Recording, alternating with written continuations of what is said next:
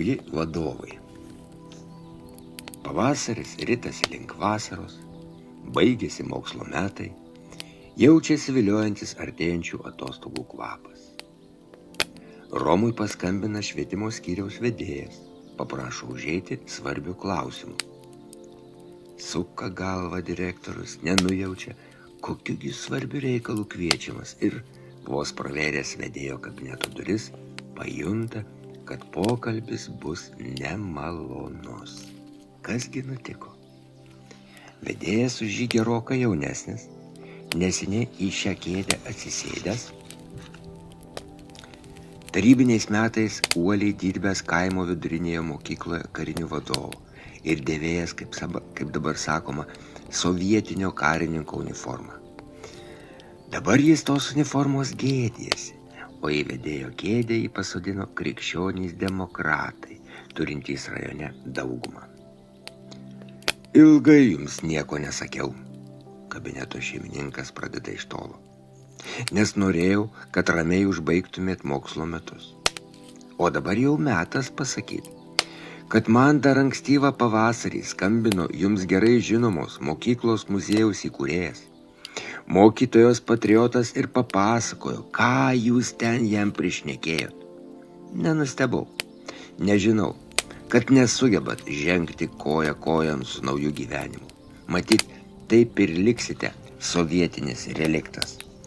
Taigi mes čia pasitarėm ir nutarėm, kad jūs beviltiškai atsilikot nuo reformuojamai mokyklai keliamų reikalavimų ir privalot užleisti mokyklos vadovo kėdę naujoviškai mąstančiam, perspektyviam žmogui.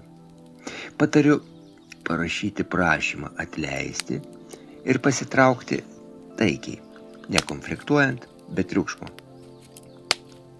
Kągi vedėjau, ačiū už tokį malonų patarimą, atsako Romas. Pasitrauksiu, žinoma, kad pasitrauksiu, užleisiu vietą perspektyviam nereliktui. O galiu sužinot, kam turėsiu perleikti savo pareigas? Netrukus sužinosit. Po savaitės atvyksiu į mokyklą su naujuoju direktorium ir pristatysiu jį pedagogų kolektyvui. Tokia naujiena turėjo priblokšti Romą, vadovavusi mokyklai daugelį metų, tačiau to neįvyko. Jis ir pats jau buvo pradėjęs galvoti, kad reikėtų trauktis, nes dirbti darėsi vis sunkiau. Lietuvoje sparčiai veisėsi partijos. Kiekviena tempė už skvernų savo pusėn. Iš įprastų vėžių vertė ir nešė sąmyšį politiniai kivirčiai. Stabilumo nebuvimas pykino mokinių tėvus, piktesni, nepaklusnesni darėsi ir vaikai, irzlesni mokytojai. Ta mokykla, kurioje vyravo ramybė ir lygsvara, jau buvo praeitis arba, pasak naujoviškai mąstančio vedėjo, sovietinis reliktas. Apie tai, kad jo direktoriaus dienos suskaičiuotos, Romas pasakė tik Verutei. Ši šyptelėjo. Nepergyvenk, nebūsi už nervų tampomas, o ir pensija ne už kalnų. O normalų pamokų krūvį, manau, naujas direktorius tau tikrai duos. Tai, kad nežinau, kas tas direktorius bus. Ai, kas bebūtų, vis tiek pedagogas. Žmogusgi su galva. Na, tikėkimės. Vedėjo skambutis. Mokytojų kolektyvą būtina sukviesti į kurį nors kabinetą 12 valandą. Jis su naujoju direktorium atvyks laiku. Mokytojai renkasi vangiai. Ką tik Romo pasakyta naujiena, kad bus pristatytas naujas mokyklos vadovas, juos pribloškė. Jaunesni žiūri į direktorių su gailesčiu, vyresniai teiraujasi, kas nutiko. O gal jų direktorius, su kuriuo tiek metų buvo smagiai dirbta, į aukštesnės pareigas perkeliamas. Sužinoja, kad Romas dirbs eiliniu mokytoju, stebisi. Su tokia vadovo patirtimi į eilinius. Pagaliau prie mokyklos durų privažiuoja vedėjo lengvoji mašina ir iš jos išlipa 2 vyrai. Tas antras sportininkas Aloyzas. Ko jis prie vedėjo prisiplakė?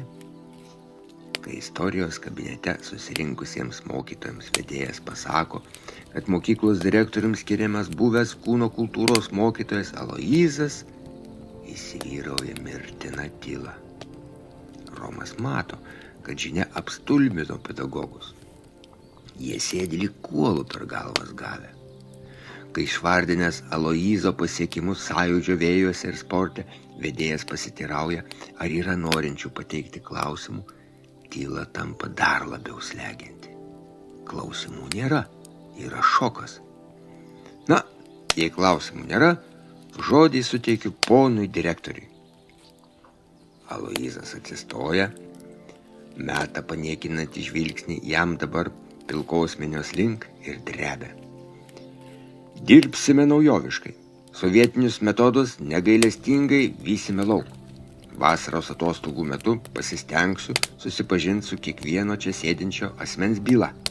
Prieš naujosius mokslo metus darysiu išvadas, kas kokiam darbui tinkamas. O dabar, prieš atostogas, perkratykite savo kabinetus taip, kad juose neliktų nieko sovietinio. Ypač tai liečia kabinetą, kuriame esame. Stebi Romas mokytojų veidus ir mato, kad jų išraiškos nesikeičia. Šokas nepraeina. Žino jie, kad Aloyzą reiktų vyti iš mokyklos lauk, prie vaikų neprileisti iš tolo. Tad ir nepajėgia suprasti, kas dedasi ir kaip reikės dirbti tokį vadovą turint.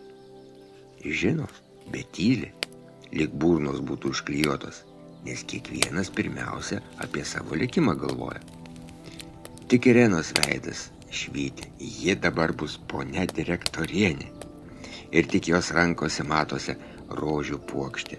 Žmona pribėga prie savo taip staiga ūgtelėjusio vyro, įteikia gėlių, pabučiuoja jį į žandą. Prasidėjus atostogoms, Romas, eidamas į parduotuvę, sutinka Juozą.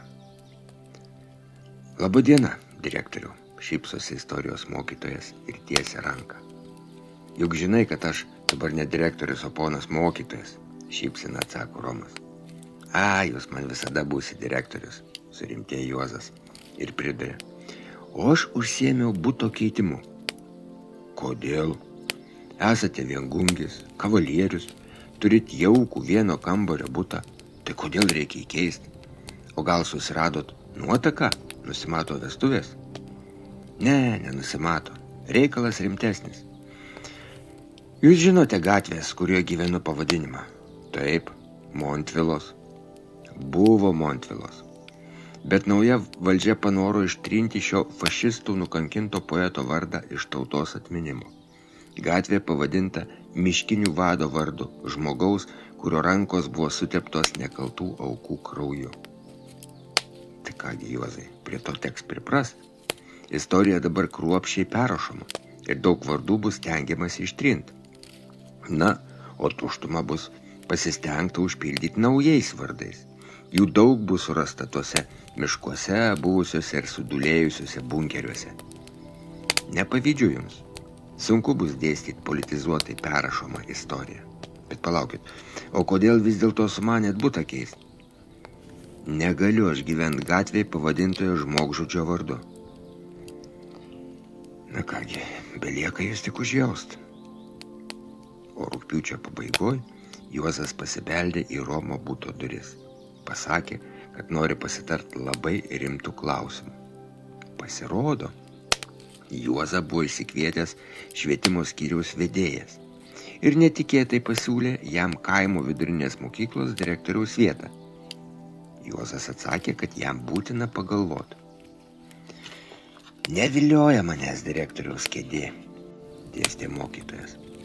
Būčiau iškart neigiamai atsakęs, bet yra priežastis, dėl kurios nenorėčiau toliau dirbti toje mokykloje, kuriai daviau beveik 10 metų. Ta priežastis tai naujas direktorius Aloyzas? Tai žinoma, nenoriu būti asilo pavaldiniu. O aš tai būsiu, nes kitos išeities neturiu. Dabar jau aš jūs užjaučiu. Tad ko jūs man patarsit? Priimti vedėjo pasiūlymą? Manau, kad reikia priimti. Jei mūsų mokykloje direktoriaus kėdėn sodinamas, kaip jūs pasakėt, Asilas, tai tos kaimo mokyklos pedagogai ir mokiniai džiaugsis tokiu puikų direktorių gavę. Ir pradėjo Juozas dirbti tą darbą, kuriame buvo visiškas naujokas, o jo patarėju tapo Romas.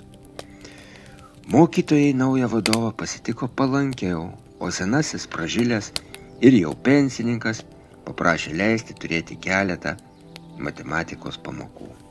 Apsukriausias lietuvių kalbos mokytojas Tautvydas.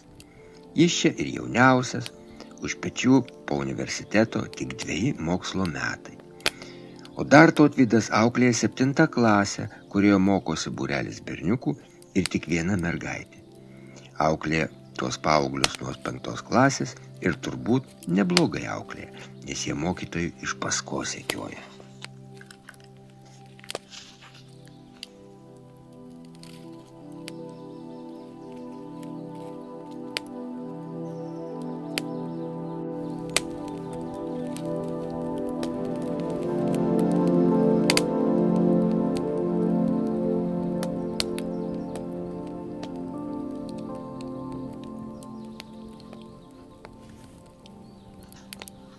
Naujos epochos šviesulys.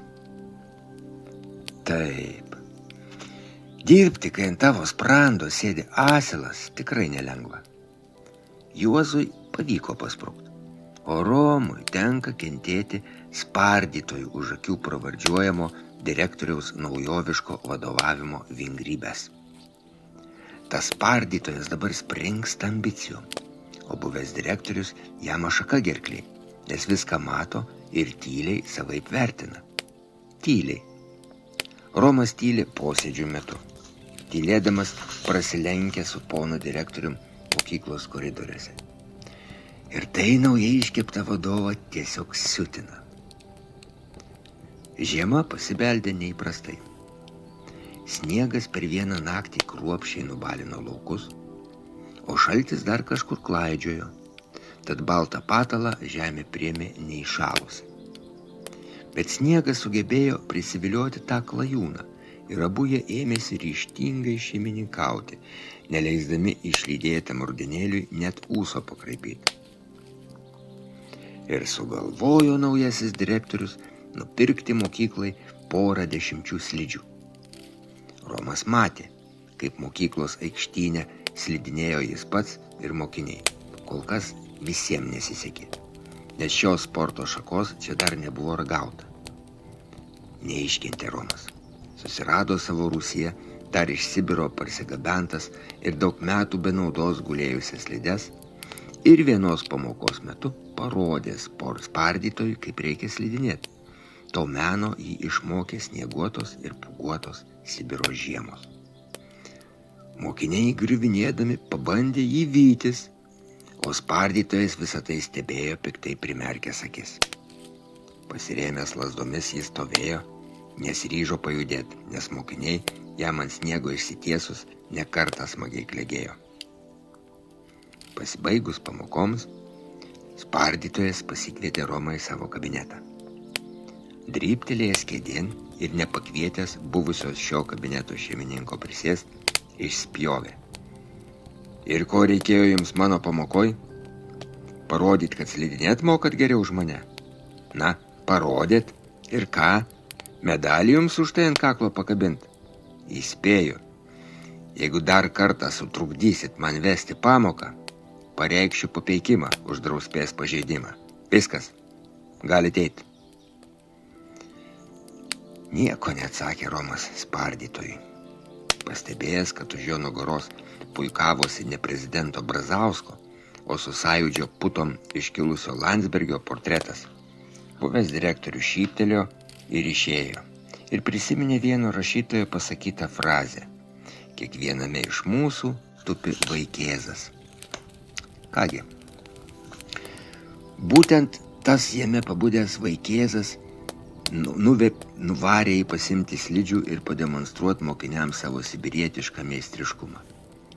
O reikėjo tą daryti? Ne turbūt, nes savo vaikėziško elgesiu skaudžiai užmynė tam spardytojo ambicijos turp su burkulio.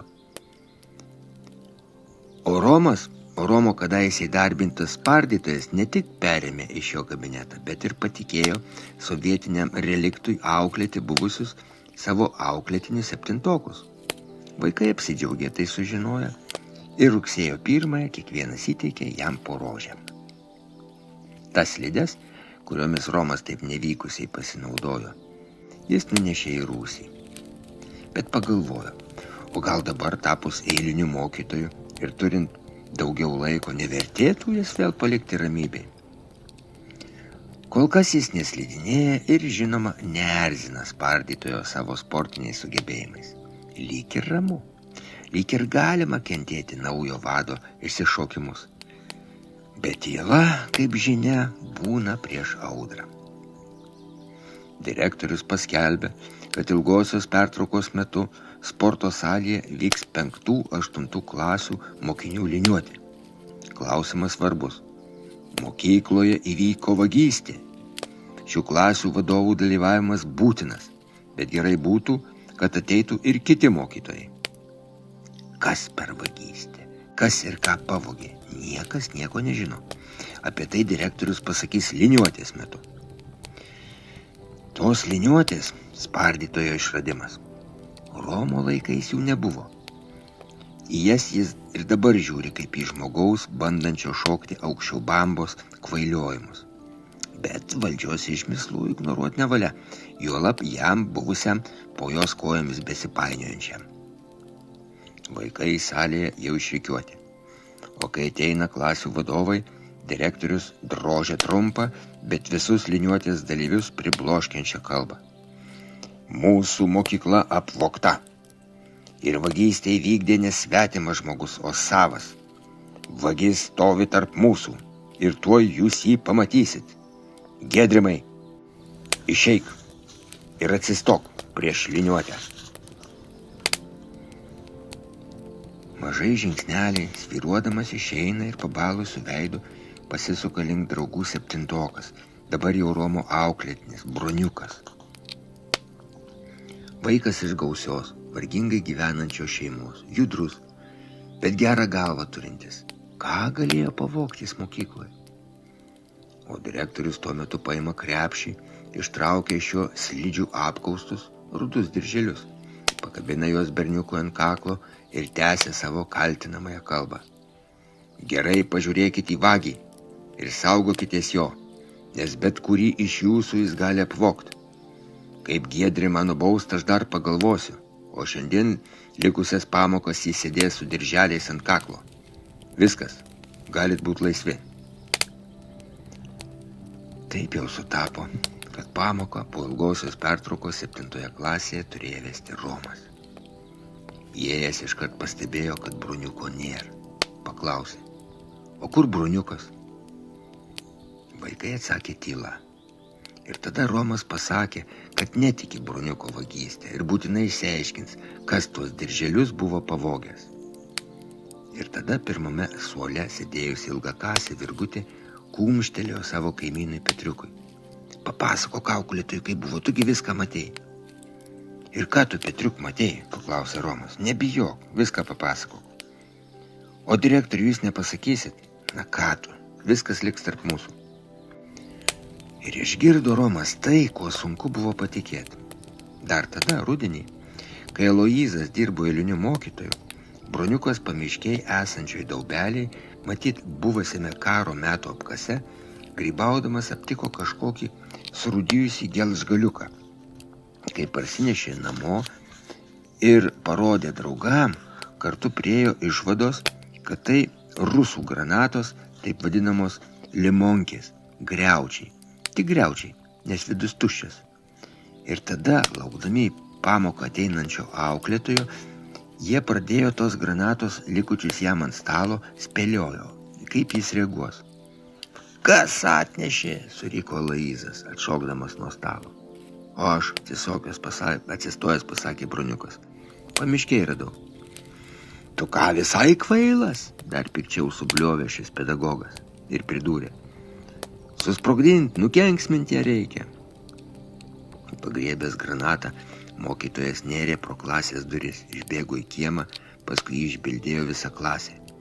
Aukštai virš galvos iškėlęs bruniuko radinį, Alfonsas bėgo į miestelio pakraštį link kapinių, bėgo neatsigręždamas, nesuvokdamas, kad tam tikru atstumu nuo jo iš paskos bėga jo auklėjamieji berniukai, o šiuos vesi mergaitės.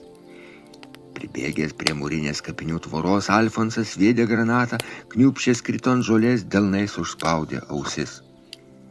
Kai nesulaukęs sprogimo pakilo, už jo nugaros prapliupo sutartinis vaikų glegesys. Kad mokytojai už akių naują direktorių vadino spardytoju, Roma žinojo. Bet pasirodo, mokiniai jau seniai buvo priklijavę bjauresnę pravardę – Grobas. Ir Aloyzas tai žinojo. Ta dieną pertraukos metu dauguma septintokų liko klasiai ir ėmė išdykauti, šūkauti. Į klasę įbėgęs bruniukas sušuko – Grobas ateina. O direktorius jau buvo greta ir jo žodžius išgirdo.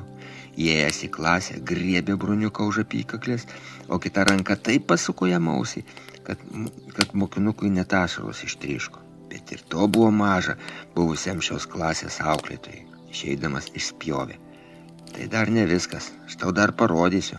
Už viską ir už tą granatą. Ir parodė direktorius bruniukui taip, kaip tai galėjo padaryti tik visiškai nieko pedagogikoje nenutuokiantis žmogus. Kitą dieną, ilgosios pertraukos metu, kai visi mokiniai išskubėjo į valgyklą priešpiečių, jis įėjo į klasę ir įkišo į bruniuko portfeliuką dirželius. Bet tuo metu, kai kišo, į tuščią klasę įbėgo Petriukas. Direktorius prigrasino jam, kad neprasižiotų, o baigiantis pertraukai, kai mokiniai buvo sugrįžę, atėjo į klasę ir pareikalavęs bruniuko portfeliuko. Ištraukė iš jo dirželius, ištraukė surėko vagis ir smogė berniukui delnu per veidą. Kai Petriukas baigė pasakot, Romas atsisėdo, patylėjo, pasakė: Ačiū tau, Petriuk, kad viską papasakojai. Aš pagalvosiu, ką toliau daryti. O dabar pradėsim pamoką. Bet pamoka iškart pakrypo kitą linkme. Joje neatsirado vietos užplanuotai temai.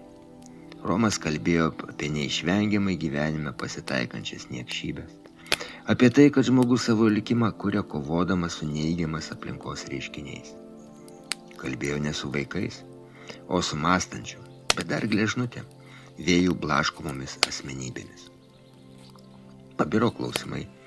Įdomų pokalbį nutraukė netikėtai sučirškės pertraukas skelbiantis skambutis. Vakare Romas apsilankė bruniuko namuose. Duris jam atidarė motina, paniurus, susirūpinus. Pakvietė į virtuvę, pasiūlė arbatos. Prabilo: Aš gal durna? Nieko nesuprantu, bet jūs žmogus mokytas. Ar galit pasakyti, kas dabar mokykloje dedas? Ko mano vaikas nusikalto, kad naujasis direktorius jį ir sumušė ir vagystę apkaltino? Įvyko nesusipratimas. Berniukas nekaltas.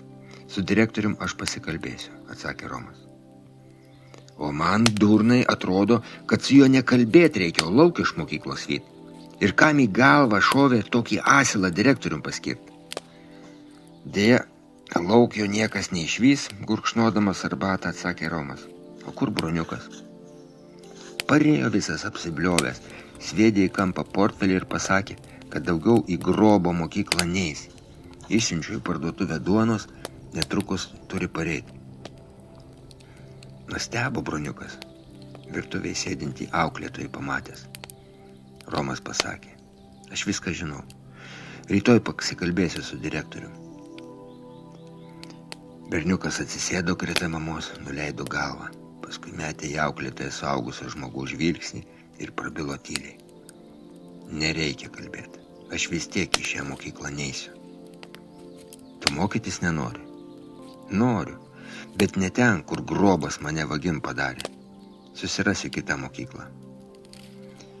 Na, tada keletą dienų pabūk namuose, pakentėk, o mokyklą tau surasiu aš. Gerai, direktoriau. Ta patį vakarą Romas apsilankė pas Juozą. Šis kasdien į darbą kaimo mokykloje važinėjo savo mašinėlę. Sužinojęs, kas nutiko, Juozas riebiai nepedagogiškai nusikeikė ir pasakė, kad mielų norų priims broniuką į savo mokyklą, berniukas galės kartu su juo važinėti. Tokiu būdu vienas klausimas buvo sėkmingai išspręstas.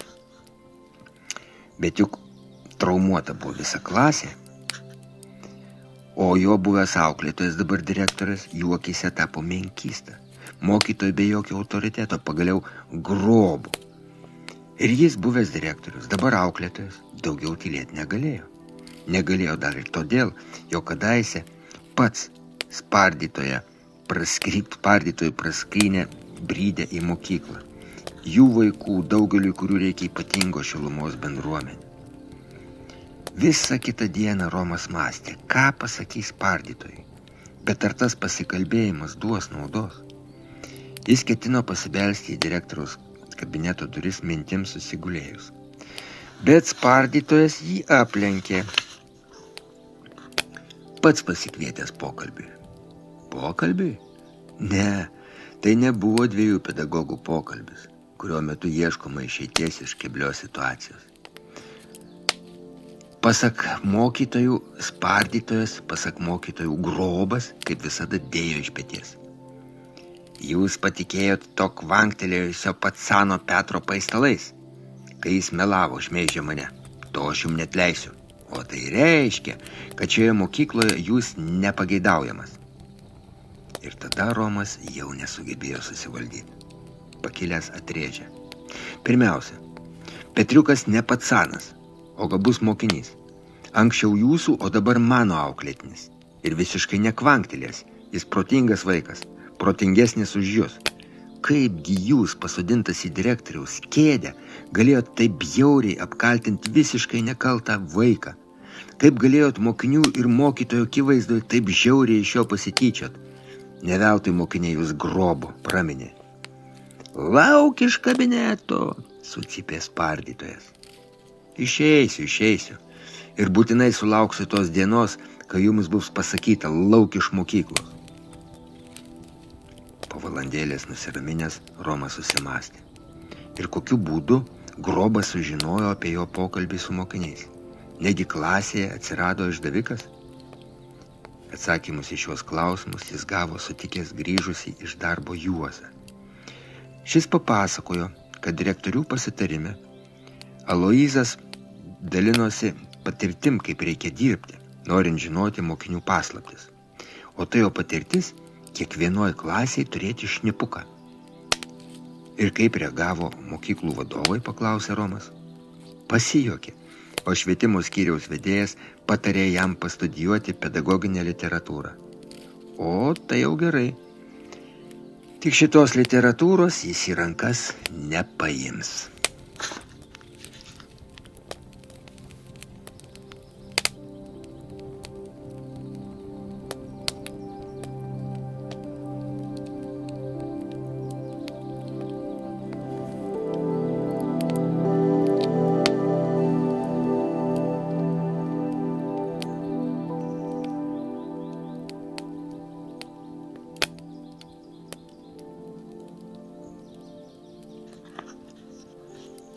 Garbus svečias. Direktorius Juozas patenkintas jauno pedagogo Tautvydo darbu. Mokytojas ne tik puikiai žino ir dėsto savo dalyką, bet ir lengvai randa bendrą kalbą net ir su padykusiais vaikais. O dar jis linkęs dirbti kraštotyrinį darbą. Organizuoja mokinių susitikimus su įdomiais, nusipelnusiais žmonėm, kruopščiai užrašinėja ir kaupia jų pasakojimus. Kartą Tautvydas Juozui pasakė, kad susirado sovietiniam lagerį pūdytą partizaną, kuris pažadėjo artimiausiu metu atvykti ir papasakot vaikam apie pokario kovas. Kągi, lai atvyksta, lai pasakoja, gal tai tikrai žmogus iš tų, kurie vadinami idealistais su švariomis rankomis. Ta diena, kai atvyko garbus Tautvydo svečias, Juozas buvo užsiėmęs ką tik užsibaigusio trimestro ataskaitom ir suvestinėm. Pasibaigus pamokom, jo kabinetą įėjo Tautvydas ir pasakė, kad svečio pokalbio su aštuntokais buvo įdomus.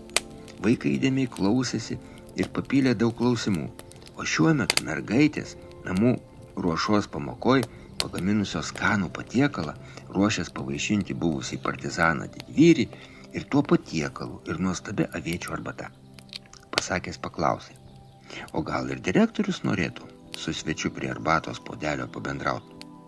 Gerai, pabendrausiu, pažadėjo Juozas. Beje, su pokario didvyriais man dar neteko bendrauti. Namų ruošos kabinete prie padengto stalo sėdėjo ir direktorius su mokytoju laukė mokiniai ir garbusis svečias. Pražilęs, nuplikęs, gyvenimo mėtytas, žiaurių vėjų blaškytas.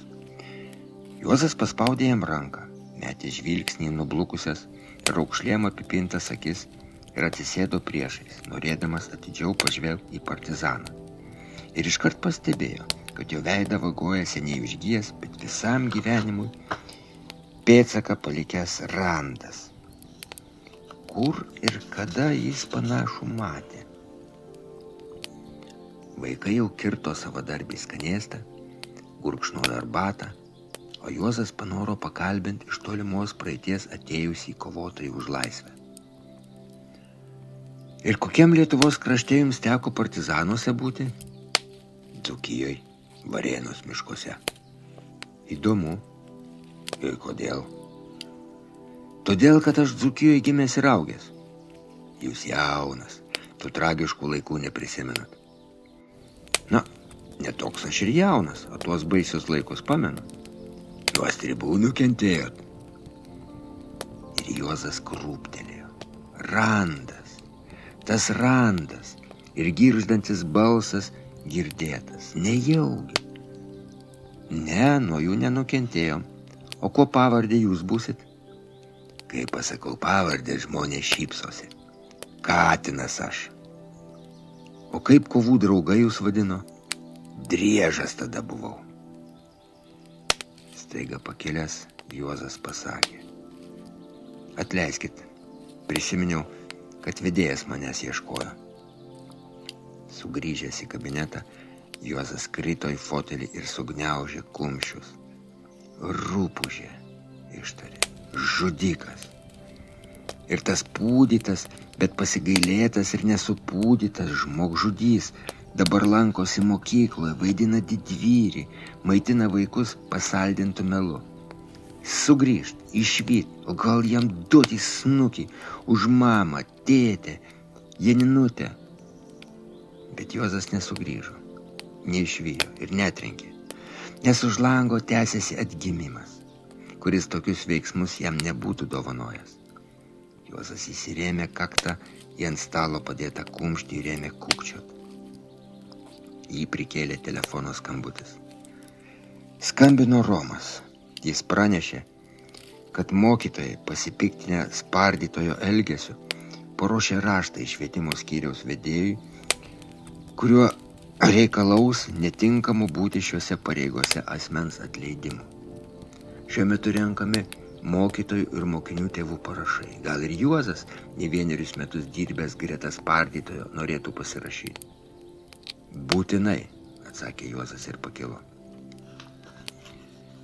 Gyvenimas tęsėsi, rydėjo savo vaga ir jis neturėjo teisės pasimest, palūžt, pult depresijom. Juozas pažvelgė į savo rankas ir jam pasirodė, kad jos suteptos.